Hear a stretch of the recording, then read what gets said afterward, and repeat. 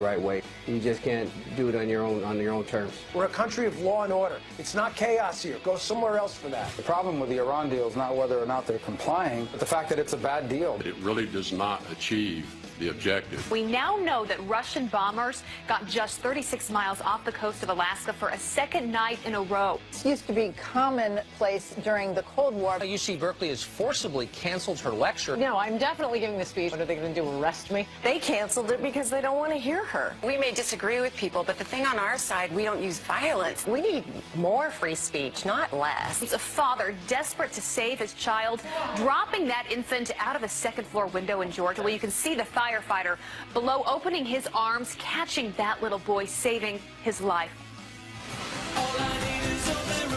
Down in Decatur, Georgia, gives that firefighter the Employee of the Week award after that heroic catch of the child who was thrown from the second story of that house that was on fire. I think the Braves should bring him down to the new stadium and have the opening pitch go to him instead of tossing it. I have worked with you now for a year and a half almost, and now he's rubbing off on me because I started to think like you. Right. I think that's a scary thought for you. Yes. I wouldn't tell too many people about that. I know. I think it's going to hurt your career. I'm watching like serious news stories and finding a joke in them. Right. I think that's it's hurt me a lot. Now it's going to hurt you. Steve, how did you avoid it? 20 years together. He doesn't listen. It doesn't come out. I think but I edit. All right. Meanwhile, Michelle Malkin, host of Michelle Malkin Investigates on CRTV.com, is joining us live today from somewhere. It looks like the Rocky Mountains behind you. Yes, it is 4:20 here in Denver, so if I'm a little bit more mellow than I normally am, you know why. It's the secondhand smoke. We do indeed. Your first book, called Invasion, was all about immigration, illegal immigration. The Attorney General, the Secretary of Homeland Security are going to be down on our southern border trying to tighten things up, making sure that the people who come into this country don't come in illegally. But what do you make of this dreamer who's become the cause celeb of the mainstream media, that young man right there, 23-year-old Juan Manuel Montes? Everybody's going, hey, he got deported, he had status, that's not fair. What they don't include is the part of the story that apparently he went back to Mexico without telling the government, which you can do if you're a dreamer, if you get permission, and came back into the country, broke the rules. Now he's in trouble. Yeah, well, this is Open Borders fake news because USA Today, which vaulted the story into the media stratosphere, got it wrong. He wasn't deported.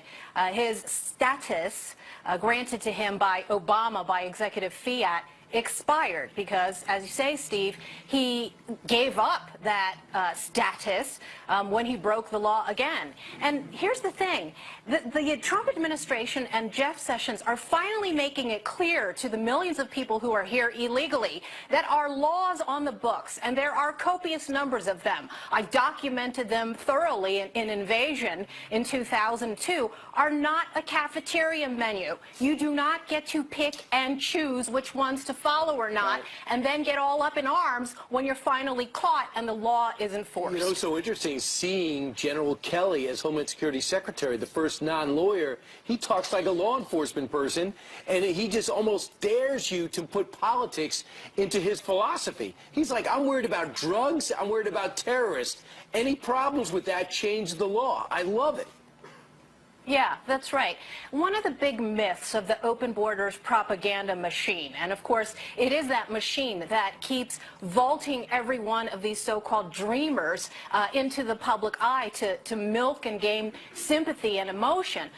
What they don't understand, of course, is that there's no such thing as a quote-unquote otherwise law-abiding illegal alien. They're breaking tons of laws to get in here. You know what bugs me? When they call themselves undocumented. Most of them have many documents, fake documents. Yes. And these are not just, we're not just talking about civil infractions. Well, you know, we shouldn't touch them because, of course, they're here contributing and giving so much to the country. Well, each and every one of the DACA and DAPA beneficiaries under the Obama administration program and scheme were given work documents. These are work documents for people who are replacing Americans whose jobs are being taken from them. These are people who have stolen social security numbers. These are people who are violating a plethora of laws. And finally, the Trump administration is drawing the line, and that's why you're seeing such a hue and cry from an industry that has benefited from exploiting millions of people. What's interesting, too, about that case is the guy broke the law, according to Customs. He was charged with theft. And then he leaves the country, tries to come back in illegally, and now he's suing the government. Does he have a case? I hope not. But the problem is that so many illegal aliens have been granted status by liberal courts across this country. It's not just a problem with the Ninth Circuit Court of Appeals. It's at every single level. And that really is one of the hidden problems that I talked about in Invasion, is the entire immigration court system, which is populated by left-wing progressives who don't think our borders matter. There you go. Meanwhile, I think we're at day 91 or day 92 of the Trump administration. And the Media Research Center put together a little montage of all the tough questions Barack Obama got in his first 100 days. Feast your eyes on this, Michelle.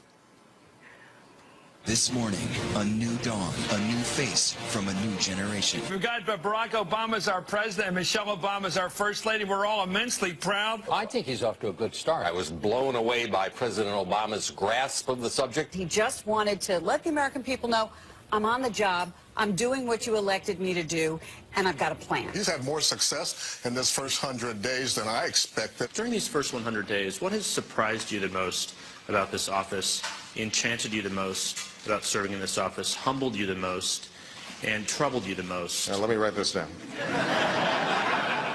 How crazy is that? So during his first 100 days, it was a real honeymoon with the press, whereas with Donald Trump's honeymoon, it's more like a knife fight. Yes, that's right. Good lapdogs. I mean, the salivating and the panting and the hyperventilating in that clip alone, it just makes it worth it. I love what the Media Research Center has done over so many years. Accompanying that, of course, they had a report that they put out yesterday talking about the massive, disproportionate negative attention that Trump has gotten in his... Right? 89% negative. And this just shows you how agenda-driven the Beltway Press Corps has been. I pointed out, of course, in the first 100 days of Obama, that by that 100-day mark, what you didn't hear from those liberal media lapdogs was that he had an unprecedented number of turnovers, withdrawals of corruptocrats that included Bill Richardson and Tom Daschle, whom Obama had nominated for cabinet positions.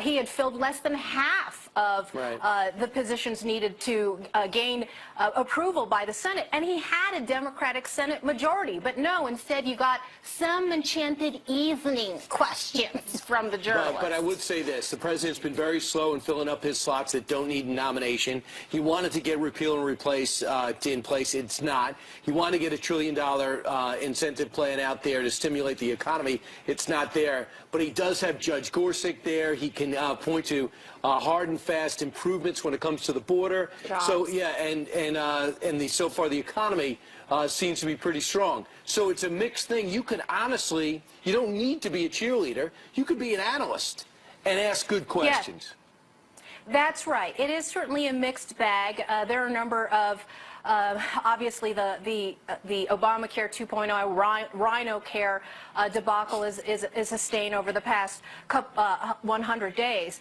But most of my quibbles are with the speed rather than the direction. And the success of Gorsuch getting through his nomination process is huge for conservatives and cannot be discounted. And then his continued commitment to the #1 issue that he campaigned on, national sovereignty and immigration. I don't have complaints, again, with the direction of where he's going as opposed to the speed. Right. Michelle, I think during your appearance so far, I have heard 2 words I've never heard before, Rhino Care and corruptocrats. Right. And you still have 2 minutes left, just saying. Yeah. All right, let's go. All right, Cole Webster, tell them to make some additions, or the Sniglet attorney. Do we have a Sniglet attorney? I don't think they have an attorney yet. I don't know what you're talking about. All right, while we have 2 minutes left, let's talk about what's happening at UC Berkeley. They've banned Ann Coulter Coulter from going there to speak. They gave her all these rules saying you can talk at night. No, you know what? You can talk during the day now. Make sure the kids are in class, or make sure you only talk to kids. And then they finally said, for your own security, we're going to cancel it. She said she